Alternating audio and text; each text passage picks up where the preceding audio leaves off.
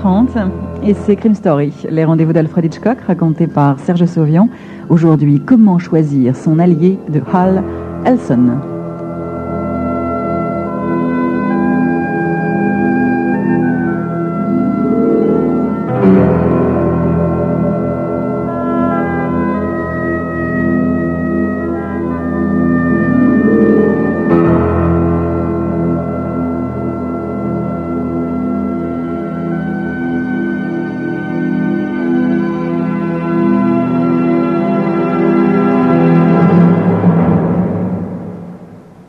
Quand Youst pousse la porte du club, tous les regards se tournent vers lui. La rumeur s'est répandue. Youst a touché le jackpot. On dit qu'il a intercepté 1 kilo de coke. Un joli coup, disent certains. D'autres demandent à voir. Une fille noire, alanguie au fond de la salle, sort de sa léthargie et se déroule comme un serpent. Elle va vers lui et l'enlace de ses bras fuselés. Son copain Frog attrape Youst par le bras et le tire vers sa table. « Salut mon pote, alors, t'as quelque chose à nous refiler ?» Youst lâche la fille et se tourne vers Frog. « De quoi tu causes, Frog? J'ai rien fourgué. »« Oh, écoute, Youst, je suis bien informé, tu sais. Je te répète que j'ai rien fourgué, Frog. » « Allez, sois pas vache, Youst. On a toujours partagé jusqu'à aujourd'hui, hein ?» Frog pivote sur place en jetant un regard circulaire vers les gars et les filles qui surveillent la scène d'un coin de l'œil. C'est le signal. Il se rapproche. Le temps est venu de négocier. « Écoute, Youst, c'est quand même pas aujourd'hui que tu vas laisser tomber ton copain Frog, hein? Barrez-vous tous!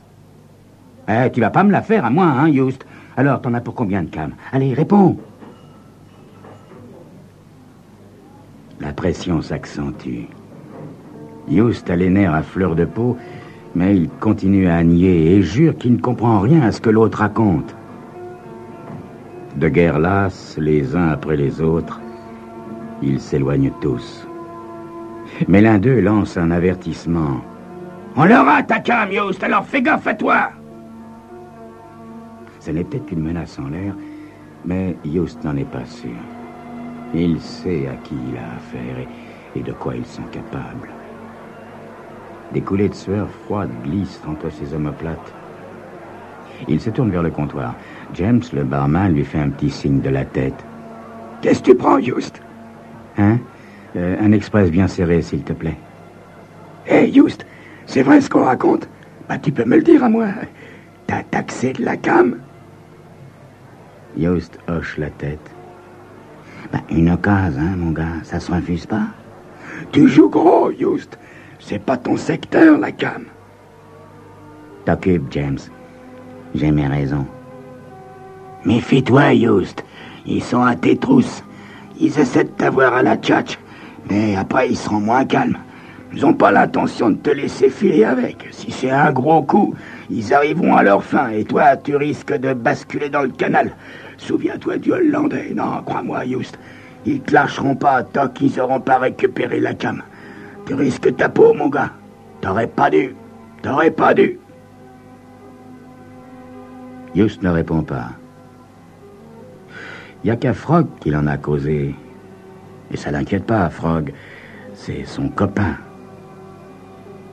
James pose le café sur le comptoir. T'attaques pas dans les parages, Youst. Rentre chez toi et boucle le verrou, crois-moi. Youst approuve en avalant son express. Un coup d'œil à la salle le rassure. Personne ne fait plus attention à lui. C'est le moment de filer. Il se dirige vers la sortie le plus naturellement qu'il peut, son regard fixé sur la porte. Si James est au parfum, c'est qu'il n'y a pas beaucoup de monde qui ignore sa situation. C'est mauvais, ça. Mauvais. Il se retrouve dehors. La voie est libre. Il essaie d'être calme et remonte la rue. Il est presque calme, mais ça ne dure pas. On le suit. Il est sûr qu'on le suit. Pourtant, il est incapable de se retourner. Il se met à courir, tourne le coin de la rue, continue encore une centaine de mètres et s'engouffre dans l'entrée d'une maison délabrée. Il se cramponne à la rampe pour grimper les escaliers. Au deuxième palier, il s'arrête. Il fouille ses poches à la recherche de ses clés, en même temps qu'il se penche par-dessus la cage d'escalier. Personne. Il se remet à monter les marches plus lentement. Il épie les bruits. Rien que ses halètements. Enfin, il atteint le palier du 6e, introduit sa clé dans la serrure qui tourne normalement, entre dans la chambre, claque la porte et fait tourner la clé 2 fois dans la serrure. Ouf. Il s'effondre sur le lit. Quelques secondes plus tard, il se redresse en sursaut. La cam. Il n'y pensait plus. La cam, elle est sur le toit, planquée entre 2 cheminées, en sécurité. Personne ne peut la trouver. Rien. Il n'entend rien. Le silence règne dans la maison. Il se rallonge, apaisé. Mais ça ne dure pas. Il n'arrête pas de penser à son paquet là, au-dessus de sa tête. Dans le fond, c'est pas une si bonne plante que ça. Les autres pourraient très bien y penser, ou même un gamin qui pourrait la dénicher en se baladant sur les toits. Yost se lève de son lit et colle son oreille contre la porte pendant quelques instants. Aucun bruit. Il sort. Personne dans le couloir. Il ouvre la trappe. Le soleil couchant inonde le toit goudronné. Yost fait quelques pas et se retrouve devant 2 cheminées. Il se baisse et dégage le paquet. Mais au même moment, il entend siffler derrière lui. Il a juste le temps de glisser le paquet sous son pull avant de se retourner. Un gamin le nargue. « Je t'ai vu! Hein, casse-toi de là, môme! » Le gamin ne bouge pas d'un pouce. Au contraire, il lui demande des explications. « Pourquoi t'es monté sur le toit, hein? T'as quelque chose à cacher? » « De quoi je me mêle, sale gosse? Retourne chez ta mère avant que je me fâche. » Yost lève la main pour le menacer d'une fessée. Le gamin détale aussi sec.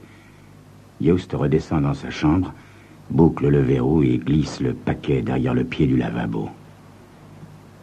Il est mieux ici que là-haut, se dit Yost, qui s'effondre sur son lit, en proie à une terrible angoisse.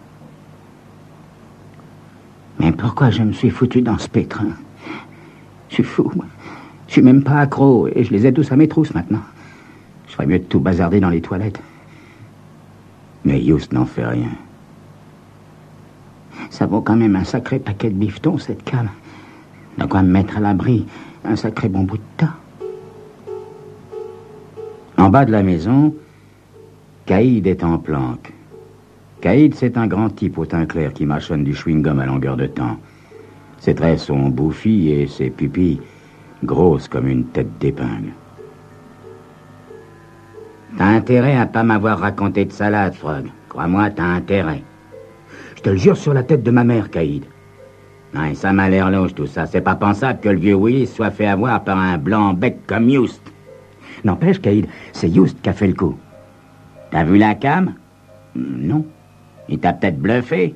Oh non, Yost n'est pas du genre à se vanter d'un coup qu'il a pas fait, je te le jure. Je le connais, tu sais, Caïd. Caïd attrape le petit Frog par le col de son paletot. Ok, d'accord. Mais si tu t'es foutu de moi, je t'étrangle. Maintenant, tu vas monter voir Yost et lui dire que je veux le voir pour lui proposer un marché. Il faut encore que ça l'intéresse, Caïd. Dis-lui que je vais assurer sa protection. Ben, t'as qu'à lui dire toi-même, Caïd. Dis donc, si tu veux ta part de gâteau, Frog, faudrait que tu bosses un peu. Combien tu payes, Caïd? On fera 50-50. D'accord, Caïd. Dans un quart d'heure, je suis revenu.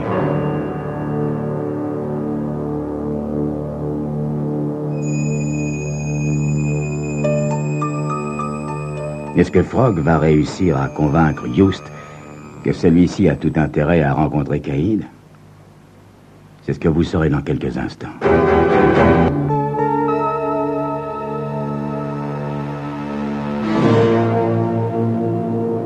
Des coups secs frappés à sa porte sortent Yost de son assoupissement. Il ne bouge pas. Un nouveau coup, violent celui-là. L'enfer commence. Ils viennent pour la cam.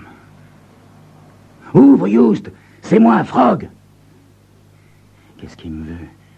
Se demande Youst sans bouger. Il tirera rien de moi.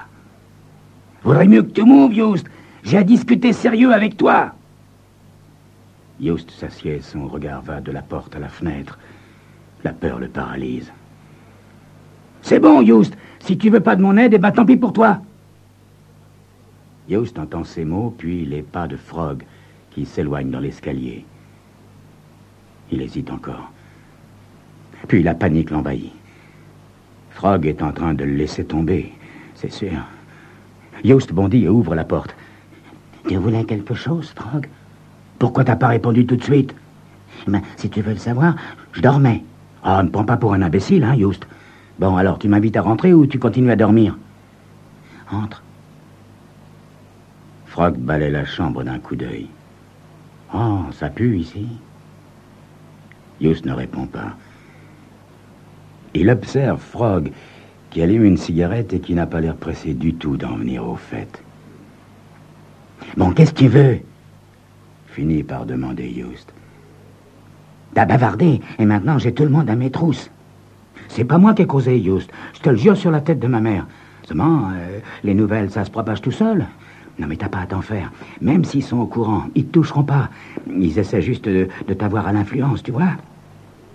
Pourquoi tu viens me voir, Frog? Je suis ton copain, Youst, l'oublie pas.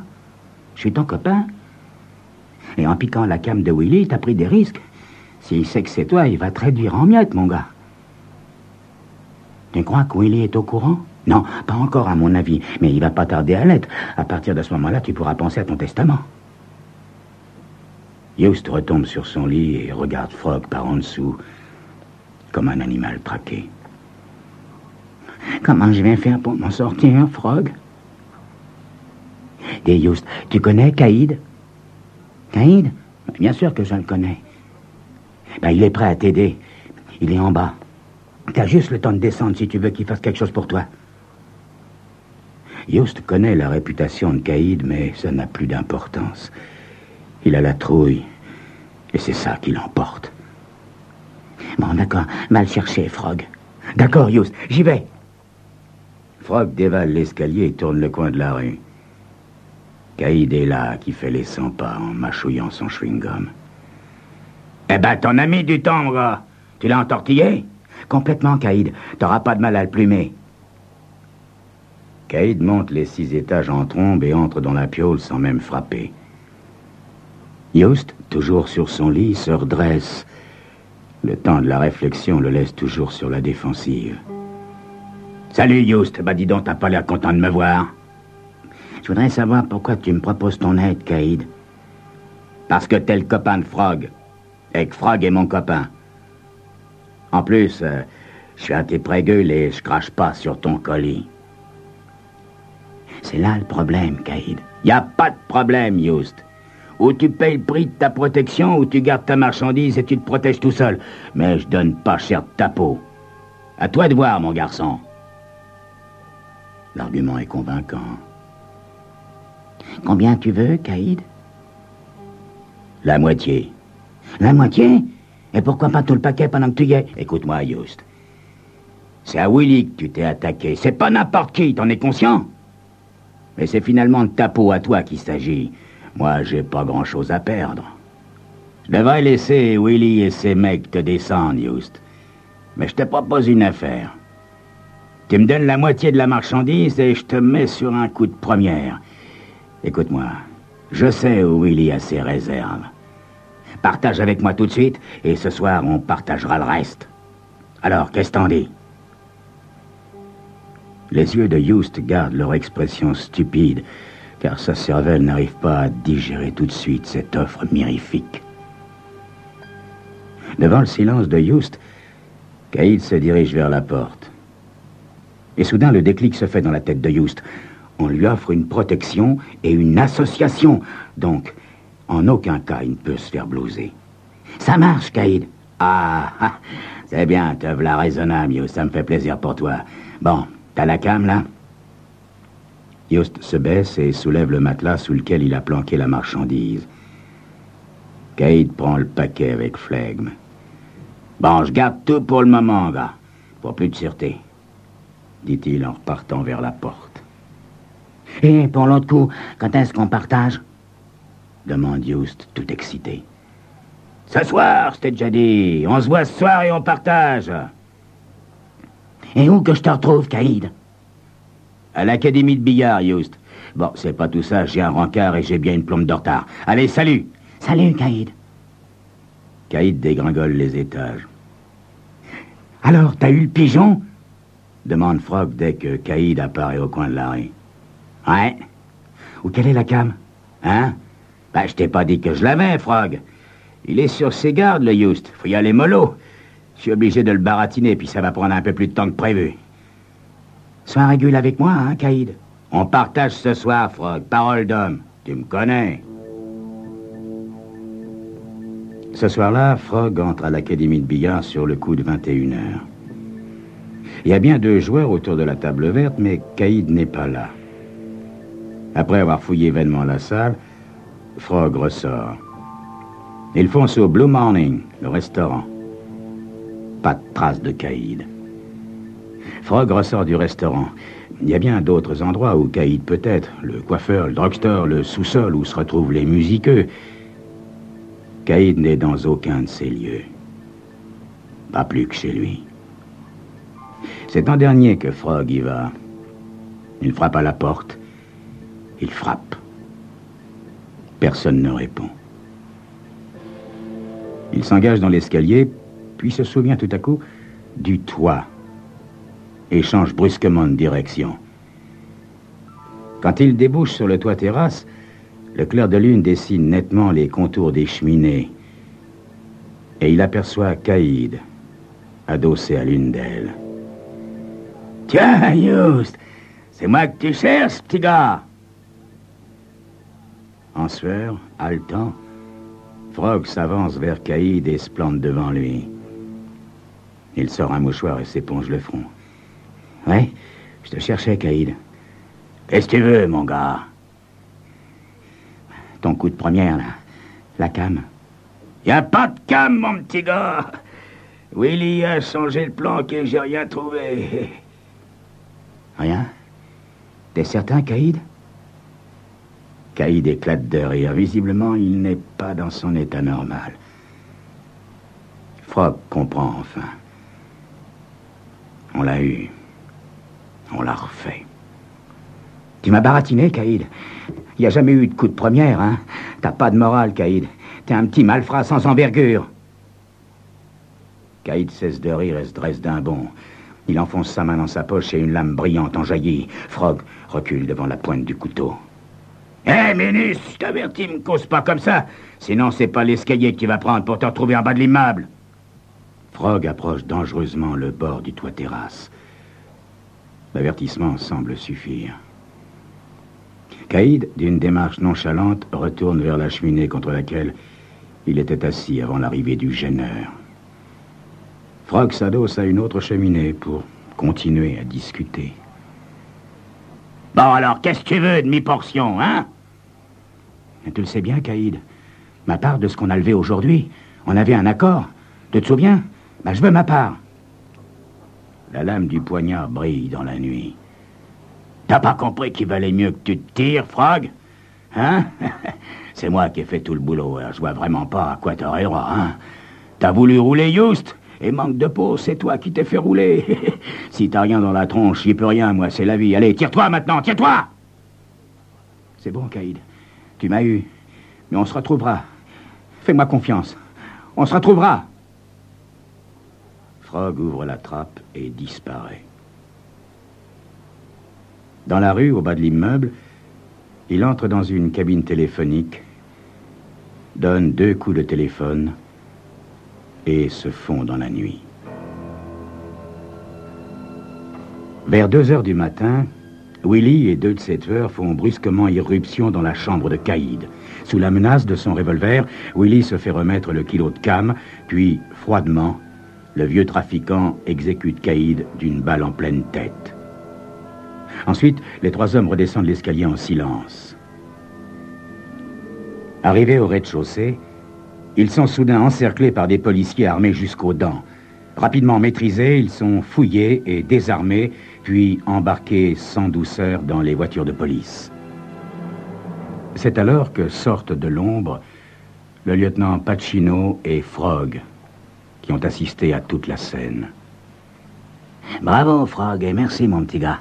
Grâce à toi, ce salopard va en prendre pour 20 ans. Mais ça ne vous empêche pas de vous tenir peinard à l'avenir, toi et ton copain Youst. Compris? Compris, lieutenant, et merci.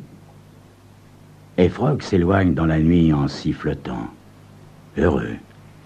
Heureux d'avoir pris sa revanche sur ce faux jeton de caïd. Et heureux, surtout, d'avoir sauvé la vie de son copain Youst. C'est ça, l'amitié.